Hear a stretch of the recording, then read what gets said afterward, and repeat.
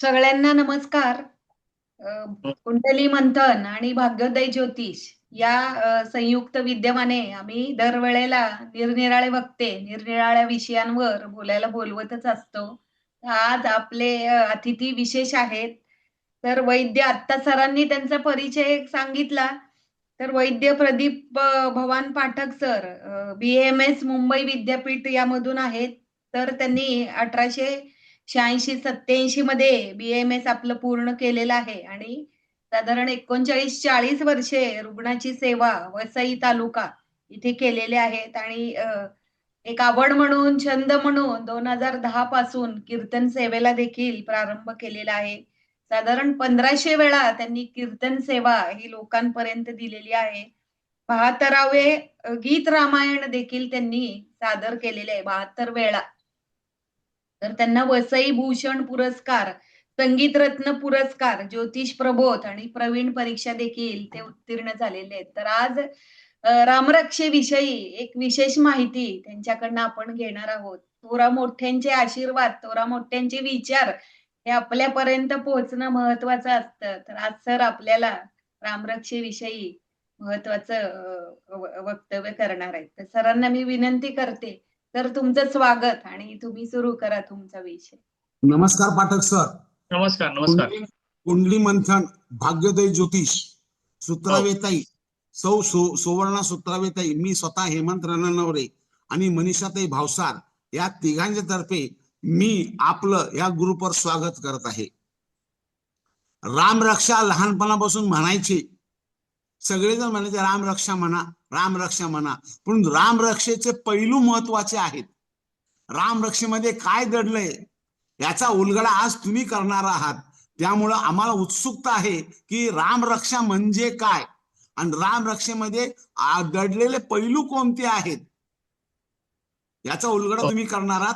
ग्रुपवर मी सूत्रावेताई, भावसारताई आणि मी स्वतः हेमंत रणनवरे आणि अक्षय चिंचवणकर याच्या चौघातर्फे मी तुमचं या ग्रुपवर स्वागत करत आहे आणि आता तुम्ही तुमचं व्याख्यान सुरुवात करू शकता.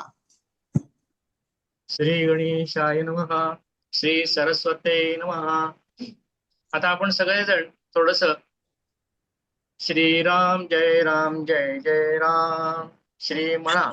श्रीराम जय राम जय जय श्रीराम जय राम जय जय राम श्रीराम जय राम जय जय राम श्रीराम जय राम जय जय राम श्रीराम जय राम जय जय राम. भारतातील अत्यंत प्रासादिक आणि लोकप्रिय स्तोत्र म्हणजे श्री रामरक्षा म्हणते. त्या स्तोत्राची रचना अत्यंत महान असा बुद्धी असलेला उदकौशिक ऋषी यांनी केलेली आहे. त्या संदर्भामध्ये एक कथा सांगितलेली जाते. रामरक्षा कशासाठी कधी केली, का केली त्याबद्दल. माता पार्वतीने भगवान शंकरांना विचारलं की विष्णू सहस्त्र नाम जसं आहे तसं रामाच्या बाबतीत काय आहे का हो. भगवान शंकरांनी सांगितलं, सांगतो ना मी तुला. आणि 100 कोटी श्लोक असलेले असे श्री रामायण जे आद्य वाल्मिकीने रचलंय ते म्हणाले देव आणि दानव आणि माणसं हे सगळेजण ते त्याच्या श्लोकासाठी प्रयत्न करू लागले आपल्याला मिळेल म्हणून. पण 100 संख्या सम म्हणून शेवटी वाटणी एक राहायला लागली आणि हे सगळं अनुष्टुप छंदामध्ये आहे. आणि शेवटी एक शिल्लक राहिल्याने अनुष्टुप छंदामध्ये असल्याने 32 अक्षरे होती त्याचीही वाटणी केली आणि 32 अक्षरांची वाटणी झाल्यानंतर राहिली शेवटी 2 अक्षरं. मग 2 अक्षरासाठी देव, दानव आणि बुधकौशिक ऋषी सुद्धा प्रयत्न करू लागले. त्यावेळेला भगवान शंकरांना समाधी लागली आणि ध्यानस्थ राहिले. त्यामुळे बरेच जण कंटाळून निघून गेले. बुधकौशिक ऋषी समोर बसून राहिले, पण त्यांना एका क्षणामध्ये डुलकी लागली. बघा, क्षणामध्ये डुलकी लागली तर काय होतं. एका क्षणामध्ये डुलकी लागली आणि झोप आली. त्या झोपेमध्ये सुद्धा भगवान शंकरांनी लक्षात घेतलं की यांना जाणून घेण्याची इच्छा आहे, म्हणून भगवान शंकरांनी त्यांना झोपेमध्ये स्वप्नामध्ये जाऊन सांगितलं. म्हणून 15व्या श्लोकामध्ये लिहिलेलं आहे, आदिष्टवान यथा स्वप्ने राम रक्षा मिमाभरा तथा लिखितवान प्राता प्रबुद्धो बुध कौशिक. अशा पद्धतीने रामरक्षेची रचना सुरू झाली. या रामरक्षेने काय मिळतं? संकटमोचन, भीती दूर होऊन सकारात्मक ऊर्जा मिळते. या स्तोत्राचं कीलक म्हणजे मुख्य चावी हनुमानजींच्या हातात आहे. हनुमानजीने जी आहेत. आणि सुखार्था सर्वभूतानां मता सर्वा प्रवृत्तया मार्ग विशेषात्तु ज्ञान तथैवच. सर्व जीवांची धडपड आपली सगळ्यांची सुद्धा सुखासाठी चालू असते. अर्थात सुखप्राप्तीसाठी प्रत्येकाचे मार्ग विभिन्न असतील, पण प्राप्ती सुखाची कुठल्याही बाबतीमध्ये, अध्यात्माच्या बाबतीमध्ये मोक्ष मिळवण्यासाठी किंवा मग ज्योतिषशास्त्राच्या बाबतीत ज्योतिषशास्त्रावरती प्रभुत्व मिळवण्यासाठी आणि त्याद्वारे लोकांना सुखप्राप्ती कशी होईल याची सगळ्यांना काळजी लागून राहिली असते. जसं माणसाला स्वतःला वाटते की मी स्वतः मला सुख कसं प्राप्त होईल, तशी सगळ्यांची प्राप्तीला झाडून राहिलेली असते. आणि त्यामुळे सगळेजण प्रयत्न करत असतात, पण प्रत्येकाचे मार्ग वेगळे असतात. अंतिम ध्येय काय? सुखप्राप्ती. परमात्म्याच्या शक्तीचा आवाहनात्मक उपयोग केला जातो. सर्वात महत्वाची गोष्ट, आपण सुरक्षित, शिर सलामत तो पगडी 50 असं म्हटलं जातं. आपण सुरक्षित असू तो पुढचा उपयोग, नाहीतर खेळ संपला की हो. सुरक्षेसाठी अनेक उपाय परंपरेत सांगितलेले आहेत. यातील अमोघ साधन म्हणजे श्री रामरक्षा स्तोत्र. आणि ह्या स्तोत्राद्वारे समृद्धी साधण्याचे साधन श्री रामरक्षा स्तोत्र आहे. ते प्रत्येक श्लोकाचे फळ अद्भुत आहे. असंख्य लोकांनी याचा अनुभव घेतलाय आणि घेत आहेत. आणि हे लक्षात घ्यायचं, श्रद्धावान लभते ज्ञानम. जो श्रद्धाळू माणूस आहे त्याला ज्ञानाची प्राप्ती नक्की होते. रामरक्षा काय किंवा परमेश्वर प्राप्ती काय? माणसाला हे जे दिलेलं आहे ना, ते शेवटी प्रारब्ध माणसाला भोगावं लागतंच की हो. आणि प्रारब्ध भोगताना आपण असा विचार करायचा, मी हे प्रारब्ध भोगतोय, पण ह्या प्रारब्ध भोगत असताना जी सहनशीलता आहे, ती सहन करण्याची ताकद मात्र परमेश्वराने द्यावी अशी प्रत्येकाची इच्छा असते. आणि ती इच्छा रामरक्षेच्या स्तोत्राने नक्कीच साध्य होते. की रामरक्षा स्तोत्र आपण असा विचार करू की आता आपण सुरुवात केलेली आहे, अजून त्याला 32 वेळा म्हणायचे, पण रामरक्षेची सुरुवात झाल्यानंतर जी मनामध्ये जी शांतता निर्माण होते आणि संकटावर मात करण्याची जी प्रवृत्ती निर्माण होते किंवा प्रारब्धाशी सामना कसा करायचा याची जी कणखरता मनामध्ये मांडते, ह्याच श्रेय रामरक्षेला देता येईल. यातील प्रत्येक श्लोक बीजमंत्र म्हटलं. असंख्य लोकांनी याचा अनुभव घेतला आणि घेत आहेत. अशा अद्भुत परिस्कृतीच्या प्राप्तीसाठी परमेश्वराने माझी निवड केली, हे मी परमेश्वराला खरंच धन्यवाद देतो. कारण श्री रामरक्षावरती बोलणं आणि करणं ह्याच्यामध्ये जमीन अस्मानाचं अंतर आहे हो. आम्ही रामरक्षेचे जेव्हा राम जन्माचे आम्ही कीर्तन करतो त्यावेळेचा माहोल वेगळा असतो आणि रामरक्षेचा माहोल वेगळा असतो. कधी सुद्धा खरं तर रामरक्षा ही सुखाच्या प्राप्तीसाठी, आपल्यावर येणाऱ्या संकटापासून निरसन करण्यासाठी अत्यंत उपयोगी आहे. अशा अद्भुत परिस्कृतीच्या प्राप्तीसाठी यम नियमांचे मात्र पालन करायला पाहिजे. त्यासाठी स्नानादी शुचिर्भूतता पाळून स्तोत्र पठण करणे अत्यंत गरजेचं असते. यातील प्रत्येक श्लोक मगाशी सांगितलं त्यानुसार बीजमंत्रच आहे. अहो, नुसतं राम म्हटल्यानंतर काय म्हटलं होतं बघा, राकोच्चारण मात्रेण मुखान निर्याती पातकम, राकोच्चारण मात्रेण मुखान निर्याती पातकम, पुन्हा प्रवेश संदेहे मकारस्तत कपाटवत. रा म्हणतो आपण, रा म्हटल्यानंतर आ होतो आपला रा. त्यावेळेला शरीरातली असे कवीनी कल्पना केलेली आहे, रा म्हणत असताना आपल्या शरीरातले जे पाप आहेत शरीरामध्ये. आणि थोडस विषयांतर करून सांगतो, भगवान श्रीकृष्णाला अर्जुनाने एकदा प्रश्न विचारला होता की भगवंता, तुम्ही म्हणताय मनश्चास्मी अहम, म्हणे मनाच्या रूपाने मी तुमच्यामध्ये आहे. मग भगवंत मला सांगा, मग जर तुम्ही भगवंता मनाच्या रूपाने आमच्या शरीरामध्ये आहेत, तर माणूस पाप का करतो बरं? बरं का? भगवंतांना अर्जुनाने सांगितलं, तू माझ्या शरीरामध्ये मनाच्या रूपाने आहे. येतं ऐकायला? ऐकायला हा, येतोय. हा. भगवंताला अर्जुनाने प्रश्न विचारला की माणसं पाप का करतात? तुझं जर परमेश्वर तू आमच्या शरीरात आहेस, रजस तमस ध्वंसो, त्यांनी सांगितलं रज तम ज्याच्या ज्याच्या शरीरामध्ये आहेत तिथे मी नाहीच आहे म्हणे. त्यामुळे पापाचा माझा तसा काही संबंध नाही. रज आणि तम जे आहेत ते माणसाच्या शरीरातून जायला पाहिजे.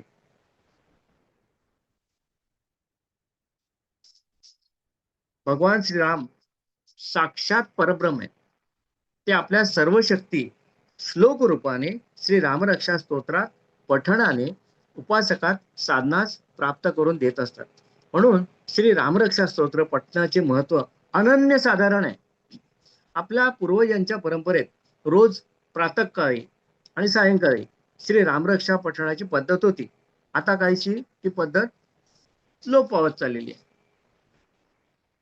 पूर्वी संध्याकाळ झाली की परवाच्या म्हणायला सांगायचे आणि रामरक्षा म्हटली जायची. सगळे मुलं एकत्र येऊन, ज्याला येत नसेल तो त्यामध्ये पाठ करायचा.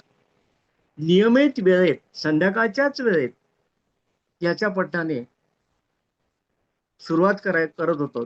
आणि त्यामुळे काय जीवनात समृद्धी, शांती, सुरक्षा आणि मनस्वास्थ्य आताच्या जीवनात सुद्धा महत्वाचं आहे. मेडिटेशन जे म्हटलं जाते ते रामरक्षाच्या स्तोत्राच्या पठणाने 100% साध्य होते माणसाला. फक्त माणसाची तशी श्रद्धा असायला पाहिजे. नाहीतर परमपूजनीय पांडुरंग शास्त्री आठवले यांच्या म्हणण्यानुसार आजकाल श्रद्धेचं श्राद्ध व्हायला लागलेलं आहे. काही जण श्री रामरक्षा स्तोत्राच्या वाटेला सहसा जात नाही. काही जण श्री रामरक्षा स्तोत्राच्या वाटेला सहसा जात नाही. म्हणजे कोण पाठ करणार? बापरे, एवढे श्लोक. आणि किती श्लोक आहेत बरं? 38 श्लोक आहेत रामरक्षेचे.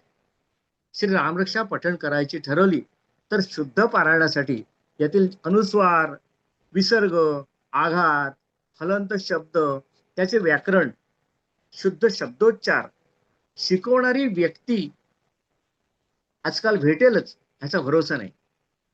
श्री रामरक्षेची साधना कशी करावी हेच समजत नाही काही लोकांना.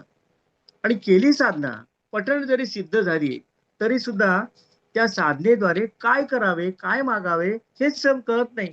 त्यामुळे सर्वसामान्य माणसं वैचारिक गोंधळात सापडलेलं दिसून येतं. खरं तर बघायला गेलं तर रामरक्षा ही गुरुमुखातून संथा पद्धतीने शिकलेली असणं कधी सुद्धा चांगलं. कशासाठी संथा पद्धती? की आपण काही चुका करतो कधीतरी शब्दोच्चारणामध्ये, त्या चुका आपला गुरु असतो किंवा जो माणूस शिकवतो, ज्याला आलेली असते रामरक्षा, तो ते शिकवताना आपल्या चुका सुधारून परत आपल्याला म्हणायला लावतो. म्हणून आपल्याला गुरुमुखातून रामरक्षा जर आपण घेतली संथा स्वरूपात तर त्याचा अर्थ जास्ती फायदा होतो. नाहीतर अशुद्ध शब्दोच्चाराने अर्थ बदलतो की हो. माहिती आहे ना आपल्याला, चिता आणि चिंतामध्ये फरक काय सगळ्यांना माहिती आहे. पण रामरक्षा सिद्ध कशी करावी त्यासाठी काही विधी आहे. श्री रामरक्षा असं बघायला गेलं तर श्रीराम नवरात्र आणि शारदीय नवरात्र असे 2 भाग तयार केलेले आहेत.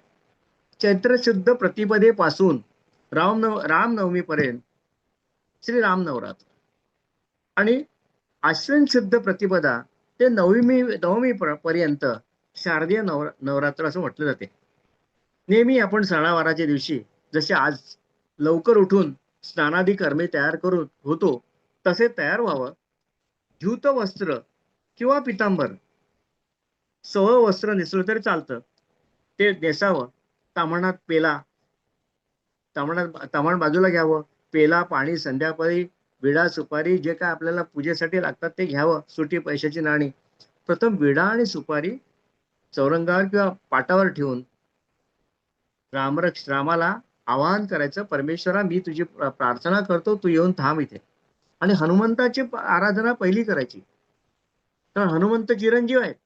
जिथे रामरक्षाचं चरित्र चालतं, आता इथे सुद्धा आपलं जिथे रामरक्षाचे चरित्र चालतं, इथे सुद्धा हनुमंताची सूक्ष्म स्वरूपामध्ये उपस्थिती आहे आणि असते, हे श्रद्धावान लोकांना माहिती आहे.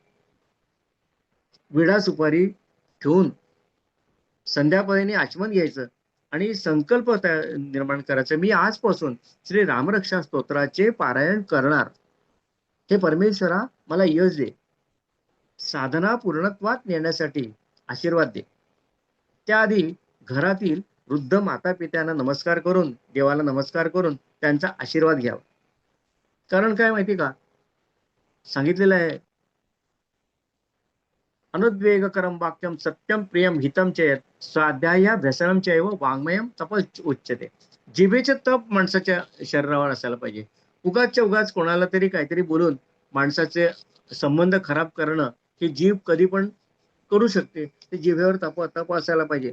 त्यासाठी सगळ्यांना नमस्कार करायचा, आजपासून मी सुधारणार अशा पद्धतीने आपण संकल्प करून मंगल तिलक लावायचा, शुद्ध तुपाची निरांजन लावायची, सुगंधी अगरबत्ती लावावी, की हा अगरबत्तीद्वारे बाजूचं सगळं वातावरण शांततामय आणि सुगंधित होते. आणि असे श्री रामरक्षा स्तोत्र मंतस्येपासून सुरुवात करायची. शेवटचा श्लोक श्री राम नाम वरानने पर्यंतच म्हणायचं बरं का. इथे श्री बुधकौशिक विरचितम म्हणायचं नाही, नाहीतर मग ते आपली जी ही आहे, आपण जे पारायण करणार ते पारायण तसंच राहतं. स्थिर आसनावर बसायचं आणि 13 वेळा रामरक्षा म्हणावी. घरातील परिसरात शांतता असावी, वातावरण आल्हाददायक असावं. 10व्या दिवशी एकच वेळेस श्री रामरक्षा स्तोत्र संपूर्ण म्हणायचं आणि पारायणाची समाप्ती करायची. ब्राह्मण भोजन वगैरे जे काय असेल यथाविधी आपापल्या ऐपतीप्रमाणे सुपस्कार करावेत. आणि अशा सिद्ध करण्याच्या कृतीने श्री रामरक्षेचं आपल्या सभोवती एक प्रकारचं सुरक्षित वलय तयार होतं. ह्याला आपण आजच्या आधुनिक भाषेमध्ये ओरा असं म्हटलं जातं. अनुष्ठानानंतर रोज सकाळी नियमितपणे आणि संध्याकाळी श्री रामरक्षा म्हणावी. 9 दिवस व्रतस्थ राहावे. कोणाशीही अधिक बोलण्याचा प्रकार करू नये.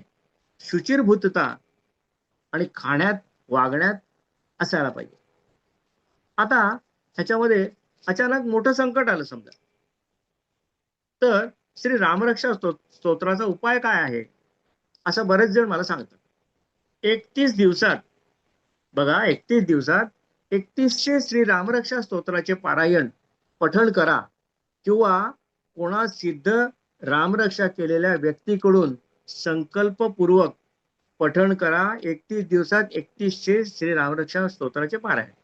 आता बघा, 3100 श्री रामरक्षा स्तोत्राचं पारायण करायचंय, त्यासाठी दररोज किती पाठ करावे लागतील बरं? 111 पाठ करावे लागतील. त्या दृष्टिकोनातून तयारी करून बसायला पाहिजे. आणि शेवटच्या दिवशी प्रत्येक श्लोकाचे पठण करून प्रत्येक श्लोकाचे पठण करून आणि निरोप द्या. आणि सगळ्या लोकांना जे आले त्यांना प्रसाद वगैरे द्या. सर्व संकटे दूर होऊन सुख समृद्धी प्राप्त होते. पापापासून मुक्तता. चरितम रघुनाथस्य शतकोटी प्रविस्तरम एकैकमक्षरम पुंसाम महापातका नाशनम. रामरक्षेतला मी म्हटलं त्यानुसार एक अक्षर सुद्धा हा महापातकांचा नाश करणारं ठरतं. मजबूत मनाचा विकास होतो. अभ्यासावर लक्ष केंद्रित राहतं. स्तोत्र पठणाने मन केंद्रित होतं आणि माणसाचे उच्चार स्पष्ट तयार होतात. रामरक्षा पठण नकारात्मक ऊर्जा, निगेटिव्हिटी आता म्हटली जाते, त्या ऊर्जेपासून संरक्षण श्री रामरक्षा स्तोत्राने होऊन जातं. कारण त्यामध्ये लिहिलेलं आहे, वज्रपंजर नामेदम. वज्रपंजर कवचच माझ्या शरीराभोवती तयार होते. कुंडलीतील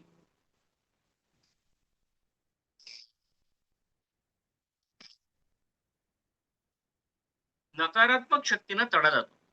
प्रचंड शारीरिक शक्ती देते. आरोग्य सुधारून तणावाचा सामना करण्याची शारीरिक शक्ती प्राप्त होते. आयुर्वेदामध्ये वातपित्त कफ हे 3 विकार सांगितलेले. आणि ह्या तिघांमध्ये समदोष समाग्निश्च समधातू मलक्रिया प्रसन्न आत्मेंद्रिय मन स्वास्थ्य इथे लभते. माणसाचं स्वास्थ्य कधी तयार होतं? वात पित्त कफाची तिघांची सुद्धा जर उपस्थिती सम प्रमाणात असली तरच माणसाचं मन स्वास्थ्य ठीक राहतं, शरीर स्वस्थ राहतं. आणि मोठा समजा एखाद्या वेळेला त्याच्यामध्ये अनियमितता निर्माण झाली तर मोठा आजार चांगला निर्माण झाला. त्या मोठ्या आजारासाठी रामरक्षा काय काम करते हे महत्वाचं आहे बघा. 41 दिवसासाठी रेकॉर्ड करायला हरकत नाही. 41 दिवसांसाठी रोज 11 वेळा स्तोत्र श्री रामरक्षेचं जप करू शकतो किंवा शारीरिक क्षमतेनुसार जप करू शकतो. संपत्ती कीर्ती वाढवतं. श्री रघुवंशाचे त्याची संपत्ती आणि कीर्ती वाढली जाते. आणि वैवाहिक जीवनामध्ये रामरक्षेचा काय उपयोग आहे? प्रेम आणि आनंद वाढते. अशी कथा आहे की जेव्हा सीता वियोग होतो रामचंद्रांना, त्यावेळेला भगवान शंकरांना पार्वती माता म्हणते, बघा म्हणे राम तुमचा कसा राम आहे तो बघा, रडायला लागलाय. बायको पत्नी वियोग झाला म्हणून रडतोय आणि झाडांना मिठ्या मारून जंगलामध्ये इथे तिथे फिरतोय की माझी पत्नी कुठे गेली. भगवान शंकरांनी सांगितलं नाही, तो वैराग्य वृत्तीचा आहे. तो हे नुसते बाहेरचे हे त्याचं आहे, पण खरोखर त्याचा अंतस्थ वृत्ती वेगळी आहे. मग मग पार्वती मातेने सांगितलं मी जाऊन परीक्षा बघू का? त्याने सांगितलं परीक्षा बघ. पार्वती माते ही कथा आहे. पार्वती मातेने गेली, सीतेचं रूप घेतलं आणि भगवंता रामासमोर उभे राहिल्या. रामासमोर उभे राहिल्यानंतर रामाने ओळखलं की हे जगन्माता आहे. रामाने ताबडतोब पार्वती मातेला साष्टांग नमस्कार घातला आणि सांगायला, जगन्माते माझी परीक्षा घेण्यासाठी तुम्ही सीतेच्या रूपात आलात. मग त्यावेळेला ती कथा अशी आहे की मग त्यावेळेला भगवान शंकर त्या पार्वतीवरती रागावले आणि तिला म्हणाले, तू माझ्या रामाची परीक्षा घेण्यासाठी गेलीस. पण मग भगवान शंकराने तिचा पार्वती मातेचा वियोग झालेला आहे. म्हणून मी सांगितलेलं आहे, मोठा आजार असेल ते 41 दिवसासाठी रोज 11 वेळा स्तोत्र जपा करू शकता किंवा शारीरिक क्षमतेनुसार जप करायचंय. वैवाहिक जीवनामध्ये, आयुष्यातील जीवनामध्ये, विशेषतः विवाहानंतरचं जीवन आहे, त्याच्यामध्ये अशांतता असेल तर कठीण परिस्थितीतून जात असाल ना, तर स्तोत्राचे पाठ नियमितपणाने केल्याने नक्कीच लाभ होतो. पूर्ण खात्री आणि श्रद्धेने श्री रामरक्षा स्तोत्राचा जप केल्याने तुमच्यासाठी असीम शक्ती प्राप्त होते. एक दृष्टांत कथा सांगतो आमच्या कीर्तनकार बुवांसारखा. एक डॉक्टर होते आणि त्यांची शुगर लेवल अमर्याद वाढत होती. औषधं भरपूर घेतली पण शुगर लेवल, साखरेचा त्यांना डायबिटीसचा त्रास होता आणि साखरेचं काही नियमितता होत नव्हती. शेवटी त्यांनी असा विचार केला, आता रामरक्षेचं काहीतरी आपण बघूया. आणि त्यांनी 3 लिटर पाणी घेतलं आणि प्रत्येक ग्लासामध्ये पाणी ओतून श्री रामरक्षेचा पाठ काय म्हटलं त्यांनी, आपदाम पहर्तारम दातारम सर्वसंपदाम लोकाभिरामम श्रीरामम भूयो भूयो नमाम्यहम. हा श्लोक त्यांनी म्हटला आणि तो श्लोक किती वेळा म्हटला त्यांनी? 108 वेळा म्हटला. आणि मग त्यानुसार प्रत्येक ग्लासात ओतलेलं पाणी, की ज्या पाण्यावरती या श्लोकाचा अंमल झाला असेल, ते पाणी पीत गेले. आणि खरं सांगतो, एक 4 ते 5 दिवसानंतर त्यांची शुगर नॉर्मल लेवलला येऊ लागली. आता बघा, माणसाचं कधीतरी डोकं दुखतं. डोकं असल्यामुळे डोकं दुखतं, ती गोष्ट वेगळी. डोक्यासंबंधी व्याधी जर असेल, अगदी ब्रेन ट्यूमर जरी असेल, तरी सुद्धा उजवा हात मस्तकावर ठेवायचा. ओम शिरो मे राघव पातु, एवढाच मंत्र किमान रोज 108 वेळा म्हणायला पाहिजे. हजारोच्या पटीने म्हटला तरी सुद्धा काही फरक नाही. त्यांनी हळूहळू त्याचा परिणाम होणार आणि डोकं दुखायचं थांबणार. आणि कपाळावरच्या ज्या काही व्याधी आहेत, उदाहरणार्थ कपाळशूळ म्हणतो आपण, त्या व्याधीसाठी ओम बालम दशरथात्मजा हा एवढाच जर त्या बीज मंत्राचा जप जरी त्यांनी हजारोच्या पटीने केला तर कपाळासंबंधी ज्या व्याधी आहेत त्या व्याधी नक्कीच दूर होण्यासाठी मदत होईल. ह्यामध्ये बघा, डोळ्यामध्ये जे काही विकार आहेत, मोतीबिंदू नव्हे बरं का, मोतीबिंदू शस्त्रक्रियेने दुरुस्त होतो किंवा पडदा सरकतो डोळ्यामध्ये, अंधुक दिसते, थोडं थोडं दिसतं, काही दिसत नाही, हे हे व्याधी आहेत ते शस्त्रसाध्यच आहे. किरळेपणा असेल तो सुद्धा शस्त्रसाध्यच आहे. डोळ्यासंबंधी विकार, खाज येणे, डोळे अचानक कोणत्याही कारणाने दुखणे, एवढंच कशाला, हल्लीची जी मुलं आहेत ना त्या मुलांना पहिल्या बेंचवर बसल्याशिवाय समोरच्या फळ्यावरची काही दिसत नाही. आणि ह्यासाठी रामरक्षाचा 100% उपयोग त्या मुलाला होऊ शकतो, मुलीला होऊ शकतो. कौसल्यो दृशोपातु कौसल्यो दृशोपातु विश्वामित्र प्रसृती, हा जो मंत्र आहे किंवा हा बीज मंत्र आहे, दोन्ही हाताचे तळवे डोळ्यावरती ठेवायचे आणि हा म्हटलं जास्तीत जास्त 108 वेळा, कमीत कमी पण जास्तीत जास्त जर त्यांनी हे जर श्लोक म्हटला तर डोळ्यामध्ये जो नंबर असतो तो नंबर सुद्धा कमी होण्यास नक्की मदत होते आणि डोळ्याचे जे काही विकार आहेत ते विकार, डोळे दुखणे वगैरे, ते थांबून जातात. ह्याच्यामध्ये मला एक समजतं की कानामध्ये समजा कान दुखत असेल तर काय करायला लागतं. कानाच्या मंत्रासाठी सांगितलेलं आहे की विश्वामित्र प्रियश्रुती हा एवढाच मंत्र दोन्ही कानावर हात ठेवून भरपूर वेळा हजारोच्या पटीने म्हटला तर कानाची दुखणी नक्की 100% बरी होतात. अर्थात त्यामध्ये जर कानामध्ये काही इन्फेक्शन झाली असेल, पस सिक्रेशन झालं असेल तर ते मात्र होत नाही.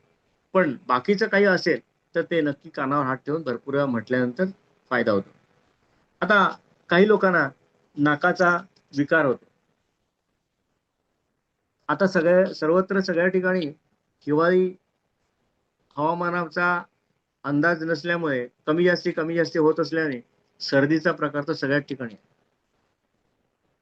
आणि नाक दुखू शकतं, वास येणं बंद होऊ शकतं, पण त्याच्यामध्ये जर गोघृत, गाईचं तूप, एक थेंब दोन्ही नाकपुड्यामध्ये रात्री झोपताना सोडलं आणि ओम घ्राणम पातु मखत्राता एवढाच फक्त श्लोक 108 वेळा म्हटला तरी सुद्धा बघा सर्दीचे विकार, नाकाचे विकार कमी होण्यामध्ये खूपसा फरक पडतो.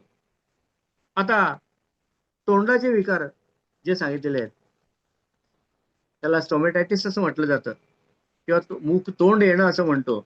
आणि तोंडाला उरळणं तयार होतात. उरळणं तयार झाल्यानंतर गरम पाणी पिता येत नाही, तिखट खाण्याची पंचायत होऊन जाते आणि ह्या तोंड येण्यावरती आणि दुसरा प्रकार की जर एखादा मुलगा, एखादी व्यक्ती तोत्री असेल, बोलताना थोडासा त्यांना शब्द लागत असेल तर ह्यासाठी ओम मूकम सौमित्र वत्सला एवढा जरी श्लोक हजारोच्या पटीने तुम्ही म्हटलात तरी सुद्धा हा जो तोंडाचे जे विकार आहेत ते विकार समोरण्यास नक्कीच फायदा होतो. आता जिभेला सुद्धा बघा, काही काही वेळेला जिभेला फोड येतात, वाचा दोष निर्माण होतोच, पण फोड आल्यानंतर त्या माणसाला काही सुचतच नाही. आणि ह्यासाठी सांगितलेलं आहे एक ग्लासभर पाणी घ्या आणि त्या पाण्यामध्ये करांगोळी बुडवा, म्हणजे आपल्या मध्यमाच्या बाजूचं बोट, तर्जे अनामिका त्यात बुडवा, करांगोळीच्या बाजूचं बोट ते अनामिका त्यामध्ये बुडवा आणि जेव्हा विद्या निधी पातू एवढा श्लोक पूर्ण रामरक्षा म्हणायची गरज सुद्धा नाही. जिव्हाम विद्या निधी पातू हे जरी म्हणत राहिलात तुम्ही, तरी सुद्धा जिभेला येणारा जो वाचा दोष आहे, जिभेला येणारे फोड आहेत, तोतरेपण आहे, हे सुद्धा कमी होण्यास खूपसा मदत होते. आता काही लोकांना गळ्याची समस्या काय, आवाज आहे तो आवाज 2 स्वरच्या मधला स्वर लागतो, कफ तयार होतो. म्हणजे वातपित्त कफातला कफ प्रकार जास्ती वाढीस होतो. आणि त्या कफ प्रकार वाढीस झाल्यामुळे त्याच्यामध्ये कंठम भरत वंदिता हा एवढा जरी श्लोक तुम्ही 108 मात्रेमध्ये भरपूर प्रमाणामध्ये म्हटला, तरी सुद्धा त्याचा खूपसा त्या माणसाला फायदा होतो.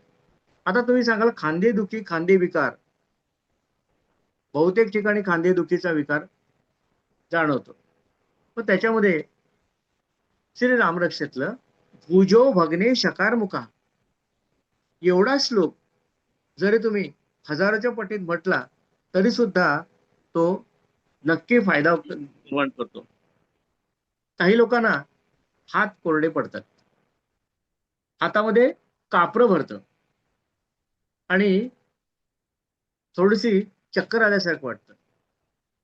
आणि ह्या वेळेला श्री रामरक्षेतलं करौ सीता पती पातू एवढा श्लोक जरी त्यांनी खूपशा प्रमाणामध्ये म्हटला, तरी सुद्धा त्याचा त्यांना खूप फायदा होतो. आता बऱ्याचशा लोकांना आजच्या या जीवनशैली आहेत, त्या जीवनशैलीच्या दुरुपयोगामुळे मानसिक त्रास होतो, ब्लॉकेजेस हृदयाचे वाढतात आणि हृदयकंप म्हटलं जातं, तो तयार होतो किंवा हृदयशूल तयार होतो. आणि ह्या सगळ्या हृदयशूलाच्या गडबडीमध्ये रामरक्षेचा उपयोग कुठे होतो? पूर्ण रामरक्षा म्हणावी त्यांनी. आणि हा श्लोक हृदयम जानकी पातो हा जरी म्हणत राहिला, तरी सुद्धा त्याच्यापासून खूप खूप त्याचा फायदा होऊन जातो. आता मला सांगा, पोटासंबंधी विकार आहेत आणि पोटाचे पोटदुखी असणं किंवा मग अपचन असणं, करपट ढेकर येणं, ह्यामध्ये मध्यमा पातू खरध्वंसी हा एक श्लोक सांगितलेला आहे रामरक्षामध्ये, की तो जरी म्हणत राहिला तरी पण पोटासंबंधीचे विकार कमी होऊन जातात. नाभी पातू, नाभीसाठी सुद्धा सांगितलेलं आहे. नाभीम जांबवदा पातू हे सांगितलेलं आहे. नाभीचे विकार जर दुखत असेल नाभी पोटात किंवा बाजूला, तर त्यांनी नाभी जांबवदा प्रातू हे सांगितलेलं आहे. खूपशा मेहनतीमुळे किंवा खूपशा कामामुळे हल्ली लोकांना कंबर दुखण्याचा त्रास जास्त होतो. अर्थात डॉक्टरांच्या क्लिनिकमध्ये कंबरदुखीचे पेशंट आताच्या भरपूर वाढलेले आहेत आणि वाढतात. मग कंबर दुखण्यासाठी काय करायचं आहे की त्यांनी रात्री झोपताना नस्य हे करायला पाहिजे. 2-2 थेंब गोघृत नाकपुड्यामध्ये सोडायचं आणि रामरक्षेतला सुग्रीवेशा कटिप पातू हा जो श्लोक आहे तो 108 वेळा म्हणायला पाहिजे. तो 108 वेळा म्हणून सुद्धा त्यांनी अजून त्याच्या प्रमाणामध्ये हजारोच्या पटीमध्ये म्हटला, तर कंबरदुखी नक्कीच त्याची बरी होते. काही ठिकाणी गुप्तांगाचे विकार तयार होतात आणि त्या विकारावरती मात करायची असेल तर सक्तीने हनुमत प्रभू हा श्लोक जर म्हटलात तर नक्कीच फायदा होतो. मगाशी मी सांगितलं तसं छातीत धडधडणं हा एक विकार असू शकतो. माणसाला कुठल्याही कारणाने छातीत धडधडायला लागतं. उरु रघुत्तमा पातू हा एकच श्लोक जर त्यांनी म्हणत राहिला, तर छातीच्या धडधडण्यावर त्याचा परिणाम नक्कीच होतो. पोटासंबंधी विकार असतील तर पोटासंबंधी विकाराची आपण आता माहिती करून घेतली. पण पोटऱ्या, ज्या पायाच्या पोटऱ्या आहेत, त्या बहुतेक वेळा पायाच्या पोटऱ्या दुखतात. जर माणसं अचानक सकाळचं प्रभात फेरी करायला लागली किंवा मग मॉर्निंग वॉक मी आजपासून सुरू करतो असं म्हटलं, तर त्या पोटऱ्या दुखायला सुरुवात होतात. मग पोटऱ्या दुखायला लागल्या तर श्री रामरक्षामधील रामरक्षेचा उपयोग असा होतो, जंगे दशमुखांतका हा एक श्लोक सांगितलेला आहे. जंगे दशमुखांतका या श्लोकाने, त्याच्या पारायणाने पोटऱ्या दुखतात त्या चावण्याचे दुखण्याचे नक्कीच बरे होऊन जातात. आणि काही लोकांना पाय असतात, त्या तळपायाला कधी कधी मुंग्या येतात, कधी कधी अशक्तपणा जाणवतो आणि तळपायाला घाम सुद्धा येतो. अशा वेळेला स्थैर्य राहण्यासाठी, उभं व्यवस्थित राहण्यासाठी पादो विभीषण श्रीदहा हा जो मंत्र आहे श्री रामरक्षा स्तोत्रातला, पादो विभीषण श्रीदहा, हा संपूर्ण जर म्हटला आणि रामरक्षेचे पारायण केले तर त्याच्यामध्ये नक्की मध्ये फायदा होऊन जातो. संपूर्ण शरीरासाठी पातू रामो खिलम बापू, संपूर्ण शरीर जर माणसाचं दुखत असेल तर पातू रामो खिलम बापू असं म्हटलं तर, आणि त्याचा जर पारायण एकावर एक केले तर त्याच्यापासून खूपच फायदा होतो. आणि माणसाला प्रपंचात सुखप्राप्तीची प्राप्ती करण्यासाठी नक्की नक्कीच त्याचा उपयोग होऊन जातो. श्री रामरक्षाच्या पारायणाने बहुतेक सगळ्या श्रद्धाळू लोकांना फायदा होतोच त्याचा. पण मी मगाशी सांगितल्यानुसार हे सगळे आहेत ते आपल्या विकारांवर मात करण्यासाठी आहेत, नक्की आहे.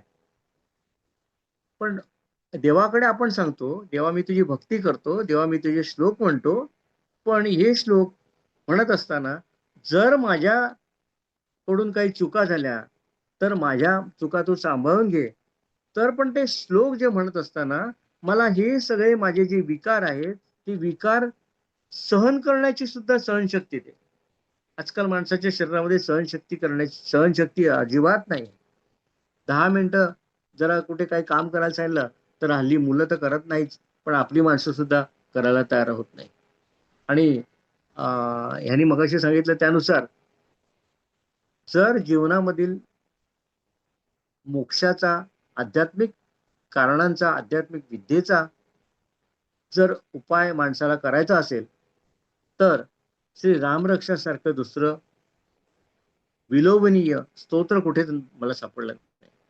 आजकालच्या सगळ्या युगामध्ये श्री रामरक्षांचं स्तोत्र तो जर खरंच प्रत्येकाने श्री रामरक्षाचं स्तोत्र म्हटलं आणि त्याचं पारायण केली तर आपल्या स्वतःला फायदा होतो. आणि आपल्या स्वतःला फायदा असताना सुद्धा आपल्या बरोबरची जी आसपासची लोक आहेत, माणसं आहेत, त्यांना आपण सुखी करू शकतो. पण आपणच सुखी व्हायचं आहे असा काही नियम नाही. दुसऱ्याला सुद्धा आपल्याला सुखी करण्याची जी कला आहे. बऱ्याचशा लोकांना आता ज्योतिष विद्येने हस्तसामुद्रिक बघून जर त्यांना काही भविष्य सांगायचं असेल किंवा सांगायचं असेल तर त्यामध्ये की जर रामाचं किंवा परमेश्वराचं ध्यान करून, चिंतन करून जर त्यांनी ते प्रेडिक्शन केलं, सांगितलं तर ते 100% बरोबर परफेक्ट निघतं. अर्थात माझ्यासाठी ज्यांनी उपाय केले किंवा सांगितले माझ्या बाबतीमध्ये, त्यांचे उपाय मला सुद्धा प्रश्न पडला होता की हे उपाय त्यांना सुचतात कसं काय. कारण आपण असा टेलिपॅथी आपली जी म्हणतो तशी टेलिपॅथीच असते. मला हा विचार पण मनात आला नव्हता की मला इथे 1 तासाचं इथे प्रवचन करायला लागणार म्हणून. कारण आता सुद्धा मी गडबडीतच होतो. तर 2-3 दिवसामागे कीर्तन झालं, आता सुद्धा 2-3 दिवसात कीर्तन आहे. परत आता माघी गणपती जन्माचं सुद्धा कीर्तन आहे. बरं, गीत रामायणाचे आमचे प्रयोग चालू असतात, त्यामुळे त्याचे प्रॅक्टिसला सुद्धा लोक येऊन बसतात आणि हे करतात. रामरक्षाच्या पठणाने काय साध्य होतं ते मी तुम्हाला सांगितलंच. पण रामरक्षाच्या पठणाने असा माणसांचा एकत्रितला परिचय निर्माण होतो. हे रामरक्षाच्या पठणामुळे मला झालं. कारण लहानाचा मोठा झाला, मी रामरक्षा म्हणतच झालो. आणि कुठल्याही प्रवासाला मध्ये जर तुम्ही निघालात तर माझ्या मतानुसार बाकीची काही बाष्कळ ती गाणी ऐकून ताल धरण्यापेक्षा रामरक्षेचा पाठ जर गाडीत कारमध्ये सगळे 4-5 जण असतील आणि त्यांनी म्हटला तर इतकं सुंदर त्याची लय चांगली होते. त्या ड्रायव्हरचं सुद्धा लक्ष लागतं की त्याला सुद्धा असं वाटते नाही आपण पण काहीतरी करूया. आणि पूर्णतः वलय, सुरक्षेचं वलय हे त्या गाडीला प्राप्त होते. अपघात घडण्याची शक्यता जवळजवळ 99% कमी होऊन जाते. आणि ह्या सगळ्या रामरक्षाच्या स्तोत्राच्या पठणाने माणसाला सुख स्वास्थ्य मिळते, आरोग्य प्राप्त होते. पण आरोग्य प्राप्त होत असताना अध्यात्माची आवड निर्माण होते. आणि अध्यात्माची आवड निर्माण झाल्यानंतर लक्षात येते आपल्याला की आपण कुठे आहोत. आजच्या आधुनिक युगामध्ये जर आपल्याला जर कोणी सांगितलं की नुसतं रामरक्षेचा हा मंत्र टाक आणि त्यात तुला बरा कर, असं नाही होत आहे. कारण आजकालच्या युगामध्ये बाप दाखवण्याचं श्राद्ध कर अशी परिस्थिती आहे सगळ्यांची.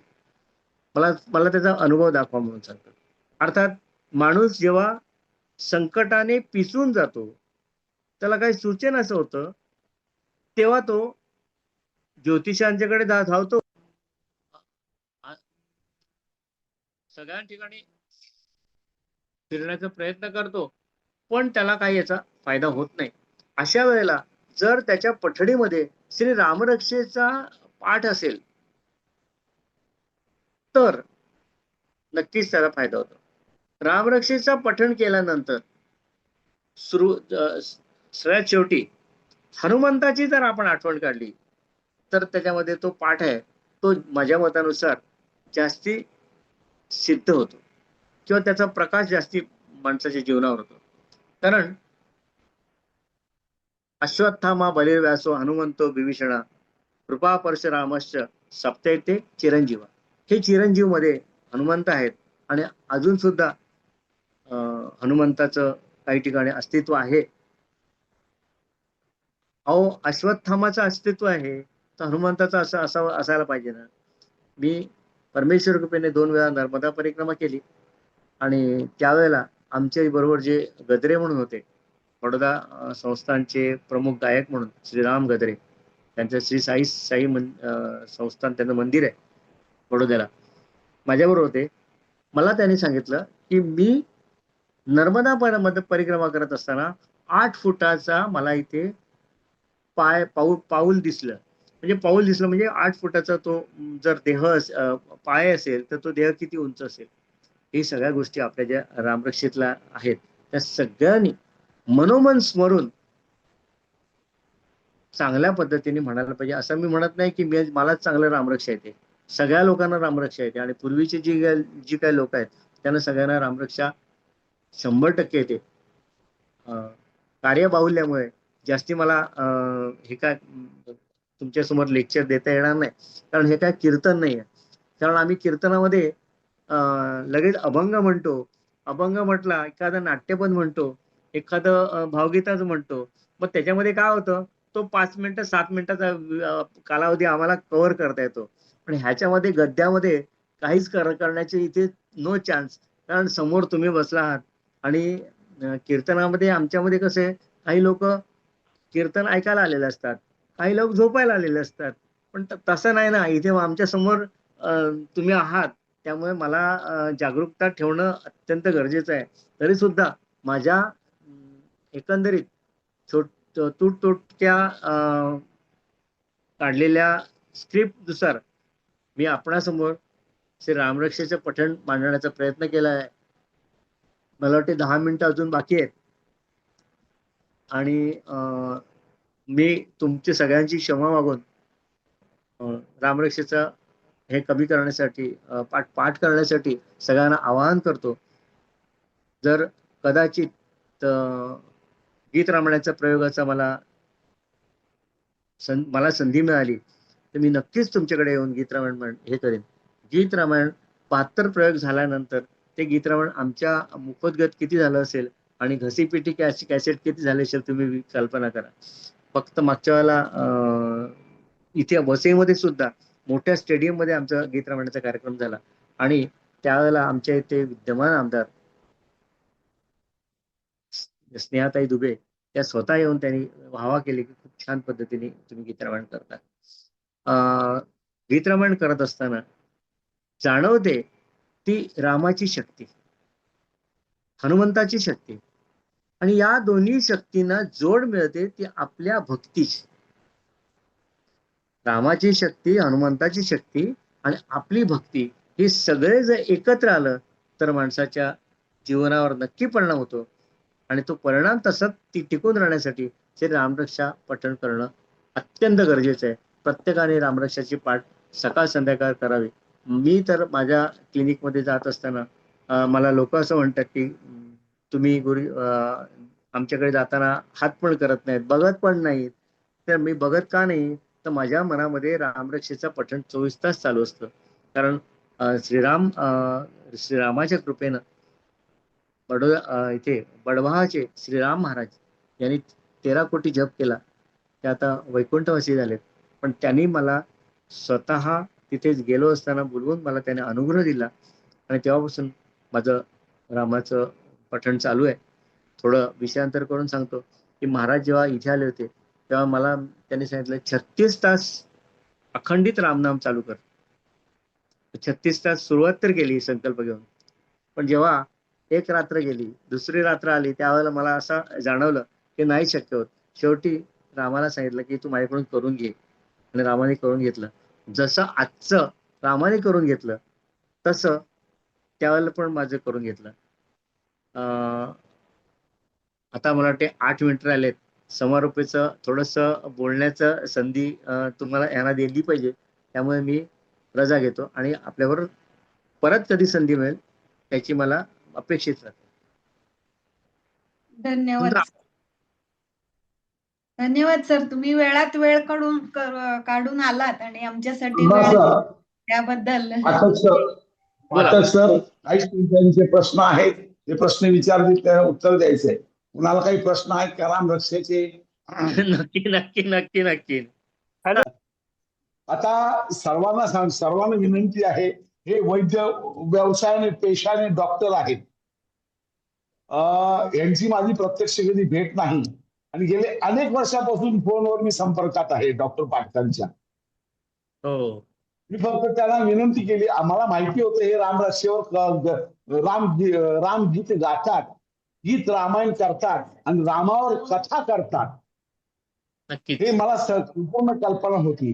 मी त्यांना एकदा विनंती केली की आमच्या ग्रुपवर रामरक्षेवर बोलण्यासाठी तुम्ही या. त्यांनी त्या वेळेला क्षणाचाही विलंब न करता मी जरूर येईल, तुमच्या त्याविषयी सांगा, त्याविषयी मी उपस्थित जरूर राहील. आज ते त्याप्रमाणे उपस्थित आहेत. रामरक्षेबद्दल बोलायचं खूप काही बोलता येईल, परंतु आज रामरक्षा म्हणजे काय आणि त्या प्रत्येक श्लोकाचा अर्थ प्रत्येक अवयवावर काय परिणाम करतो याची पूर्ण माहिती तुम्ही दिली. त्याबद्दल मी सूत्रधार यांच्यातर्फे व माझ्यातर्फे मनपूर्वक आभार व्यक्त करतो. आणि अमूल्य मार्ग रामरक्ष अमूल्य मार्ग त्याबद्दल सुद्धा तुमचे मनपूर्वक आभार आभार आभार. प्रभू राम तुमच्या जीवनामध्ये आनंद प्रसन्नता देव आणि चांगलं आरोग्य देव ही त्या प्रभू रामचंद्राच्या परणी प्रार्थना करतो. सूत्रावेळी समारोप करा. धन्यवाद सर. आज एक विनंती केली आणि तुम्ही आमचे कान तृप्त केलेत. शेवटी जाताना तर गाणं इतकं सुंदर झालं. आम्हाला परत परत गीत रामायण कार्यक्रम जर झाला आमच्या याच्यावर तर खूप आनंद होईल असं वाटतंय सगळ्यांना. हो नक्की नक्की. नाही, लाईव्ह गीत रामायण बघूया आपण. हो नक्की सर. धन्यवाद. सर्व आज उपस्थित पाहुणे आणि सर्व उपस्थित ज्योतिषप्रेमी लोकांचे मी आभार प्रदर्शन करते आणि असेच वेगवेगळे विषय घेऊन आपण दर गुरुवारी भेटतच असो, तर भेटूया. आता इथे एक सूचना करावीशी वाटते की जसं रामरक्षेवर व्याख्यान दिलं डॉक्टर साहेबांनी, त्यांचा पेशा डॉक्टरीचा आहे, तरी सुद्धा ते रामावर एवढं बोलतात. तसंच एक व्यक्ती आहे, ती व्यक्ती सप्तशतीच्या पाठावर बोलते. प्रत्येक पाठातला अर्थ काय आहे, त्याला विनंती केली विनंती केलेली आहे, पण ते अजून माझी विनंती मान्य करत नाहीत. म्हणजे मला नाही करत, मला माझ्या मागे उगाच झंझाट लावू नको म्हणतात मला. नक्की मी त्यांच्या पिच्छा सोडलेला नाहीये. होईल मी होईल होईल. त्यांना 8 दिवसांनी फोन करतो, सर काय झालं. ठीक, आता त्या दिवशी मी त्याला फोन केला, सर काय करता. ठीक आहे म्हणे, जानेवारी महिन्यात आपण बघू, जानेवारी महिन्यात तुला एक तारीख देतो, त्या तारखेला मी सप्तशतीच्या पाठावर बोलतो. तर जानेवारी महिन्यामध्ये सप्तशतीच्या पाठाचं महत्व याच्यावर व्याख्यान असेल, जसं आज झालं तसं. ओके ओके चालेल. बोला, सूत्राला धन्यवाद. समारोप करा. पाठक सर, मी पण फार्मा लाईन मधली आहे, मेडिकल अरे सगळं. वा वा वा वा वा. चालेल चालेल. पण भाग्याने इथे आणलं, डेस्टिनी म्हणतात ना. आता इथे ज्योतिषशास्त्रात गेले 15 वर्ष ज्योतिषशास्त्रामध्ये आहे. मी काय छोटासा पामर आहे पाटील सर. वा वा वा. मी एक छोटासा पामर आहे, त्या समुद्रात एक बोंद आहे मी, फक्त बाकी काही नाहीये.